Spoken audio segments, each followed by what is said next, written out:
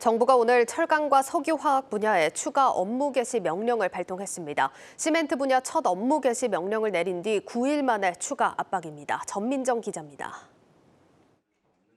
정부가 9일 만에 철강과 석유화학 분야로 업무 개시 명령 범위를 대폭 넓히며 압박 수위를 높인 건 사전 출하 등 비상 대응을 통해 버텨오던 산업 현장 곳곳에서 피해가 현실화되고 있어서입니다. 2주간 동안 명분 없는 요구 관철을 위한 대규모 물류 중단 사태는 우리 경제에 깊은 생채기를 내고 있습니다. 더욱 염려스러운 점은 물류 중단에 따른 출하 차질이 계속되면서 이번 주말부터는 생산 차질로 연결될 가능성이 커지고 있다는 사실입니다.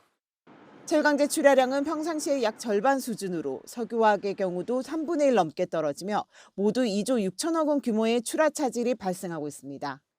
재고가 쌓이면서 포스코, 현대제철 등 철강업체나 전국 주요 산업단지의 석유화학 공장들은 당장 이번 주부터 생산 라인 가동 중단과 감산이 불가피해졌습니다.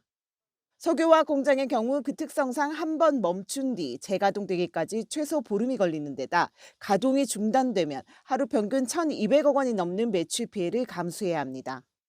정부는 철강, 석유화학 제품의 출하 차질은 곧 자동차, 조선, 반도체와 같은 연관 산업의 피해로 연결돼 우리 경제 전반의 위기를 가속화시킬 수 있다는 점도 강조했습니다.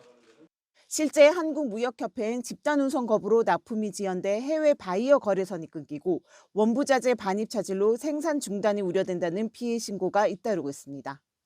정부는 시멘트 발동대와 마찬가지로 철강과 석유화학 업종의 운송 거부자에 대해서도 업무 개시 명령 집행에 바로 돌입했는데 당장 오늘 오후부터 합동조사반이 현장 조사에 나섰습니다. 대상 운송사는 240여, 그리고 대상 차주는 10,000명 정도고요. 철강은 155곳에 6천여 명, 석유화학은 85곳에 4,500여 명에 대해서 저희가 86개 정도의 팀을 짜서 현장 조사에 바로 들어가도록 하겠습니다. 시멘트 업무 개시 명령으로 시멘트 출하량이 평상시의 100% 수준까지 올라오면서 이번 추가 업무 개시 명령 조치로 조만간 철강 자재 수급이나 석유화학 제품 수출에도 숨통이 트일 것이란 기대감도 높아지고 있는 분위기. 국회에선 더불어민주당이 정부 여당의 안전운임제 3년 연장안을 수용하면서 총파업 동력도 둔화되고 있는 모습입니다.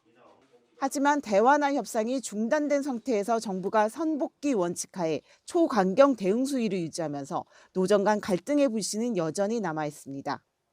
정부의 추가 업무 개시 명령에 민주노총은 오는 14일 2차 총파업에 나서며 강경 대치를 이어나간다는 방침이어서 산업계의 추가 피해에 대한 불안감도 더욱 커지고 있습니다. 한국경제TV 전민정입니다.